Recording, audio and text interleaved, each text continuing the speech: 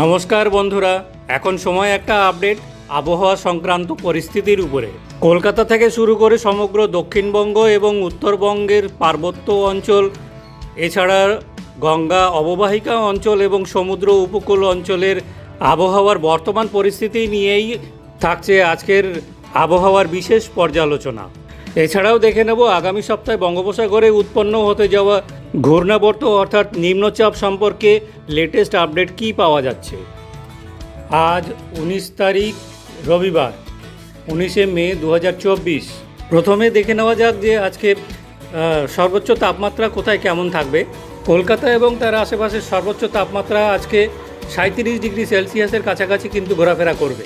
এছাড়া পুরুলিয়া, বাঁকুড়া, বর্ধমান, বীরভূম ও মুর্শিদাবাদ এবং ওদিকে রইল ঝাড়গ্রাম এবং মেদিনীপুর, এই সকল অঞ্চলে কিন্তু আজকে সাধারণত তাপমাত্রা সর্বোচ্চ তাপমাত্রা 37 থেকে 38 ডিগ্রি সেলসিয়াসের কাছাকাছি ঘোরাফেরা করবে। এছাড়া উত্তর 24 পরগনা, দক্ষিণ 24 পরগনা এবং নদিয়া, এই অঞ্চলে আজকে সর্বোচ্চ তাপমাত্রা কিন্তু 35 থেকে 36-এর মধ্যেই থাকবে বলে মনে করা হচ্ছে। এ ব্যাপারে আলিপুর আবহাওয়া বিভাগ কি জানাচ্ছে একবার দেখে নেব। আলিপুর আবহাওয়া দপ্তর জানাচ্ছে যে গঙ্গা অববাহিকা অঞ্চল সংলগ্ন যে সমস্ত জেলাগুলি, সেখানে আগামী কয়েকদিনে কিন্তু তাপমাত্রার বিশেষ কোনো পরিবর্তন হবে না বলেই জানিয়েছে।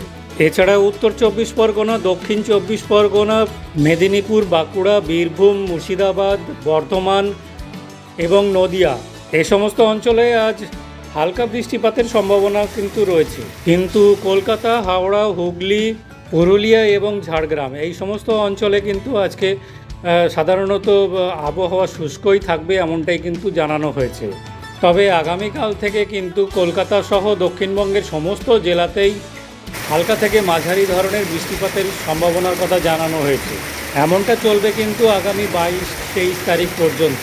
এছাড়া পূর্ব মেদিনীপুর, পশ্চিম মেদিনীপুর, বাঁকুড়া এবং বর্ধমান, এই সমস্ত অঞ্চলে আজ বজ্রবিদ্যুৎ সহ ঝড় বৃষ্টির সম্ভাবনার কথা কিন্তু জানানো হয়েছে। কিন্তু আগামীকাল থেকে কিন্তু সর্বত্রই বজ্রবিদ্যুৎ সহকারে ঝড় বৃষ্টির সম্ভাবনার কথা জানানো হয়েছে এবং ঝড়ের গতিবেগ থাকবে 40 থেকে 50 কিলোমিটার পার আওয়ার। এর মধ্যে পূর্ব বর্ধমান, বীরভূম, মুর্শিদাবাদ এবং নদিয়া, এই 4টি জেলাকে কিন্তু আগামীকাল কমলা সতর্কতা জানানো হয়েছে। এরপর আসি মালদা, উত্তর দিনাজপুর এবং দক্ষিণ দিনাজপুর। এর মধ্যে মালদায় আজকে ঝড় বৃষ্টির সম্ভাবনা রয়েছে, বজ্রবিদ্যুৎ সহকারে ঝড় বৃষ্টির সম্ভাবনা রয়েছে। এখানে এই সময় হাওয়ার গতিবেগ থাকবে 30 থেকে 40 কিলোমিটার পার আওয়ার। এছাড়া দক্ষিণ দিনাজপুর এবং উত্তর দিনাজপুরে আজকে যথারীতি বজ্রবিদ্যুৎ সহকারে ঝড় বৃষ্টির সম্ভাবনা রয়েছে, কিন্তু এখানে ঝড়ের গতিবেগ থাকবে 40 থেকে 50 কিলোমিটার পার আওয়ার। এছাড়া দার্জিলিং, জলপাইগুড়ি, কালিম্পং, আলিপুরদুয়ার এবং কোচবিহার, এসব অঞ্চলেও আজকে বজ্রবিদ্যুৎ সহকারে ঝড় বৃষ্টির সম্ভাবনা রয়েছে। এর মধ্যে দার্জিলিং, কালিম্পং এবং কোচবিহার, এখানে আজকে ঝড়ের গতিবেগ থাকবে 30 থেকে 40 কিলোমিটার পার আওয়ার। কিন্তু জলপাইগুড়ি এবং আলিপুরদুয়ারে আজকে ঝড় বৃষ্টির সম্ভাবনা রয়েছে, সেখানে ঝড়ের গতিবেগ থাকবে 40 থেকে 50 কিলোমিটার পার আওয়ার। এই সমগ্র অঞ্চলে অর্থাৎ উত্তরবঙ্গের এই সমস্ত অঞ্চলে কিন্তু আগামীকালও আবহাওয়া এরকমই দুর্যোগপূর্ণ থাকবে এবং এর পরের দুদিনেও কিন্তু বজ্রবিদ্যুৎ সহকারে বৃষ্টিপাতের সম্ভাবনা থাকলেও ঝড় এবং বৃষ্টিপাতের পরিমাণ অনেকটাই কমবে এমনটাই বলা হয়েছে। তবে এমনটা চলবে কিন্তু আগামী 23 তারিখ পর্যন্ত, এমনটাই কিন্তু জানানো হয়েছে। এবার আসি বঙ্গোপসাগরে নিম্নচাপের প্রসঙ্গে। DEMS এবং RSMC অর্থাৎ regional specialized meteorological centre, tropical cyclones, new Delhi tropical weather outlook, dated 19/5/2024, অর্থাৎ আজকের লেটেস্ট আপডেটে কি জানিয়েছে। A low pressure area is likely to form over Southwest Bay of Bengal around 22nd May 2024. It is likely to move initially northwestwards and concentrate into depression over central parts of Bay of Bengal around 24th May 2024.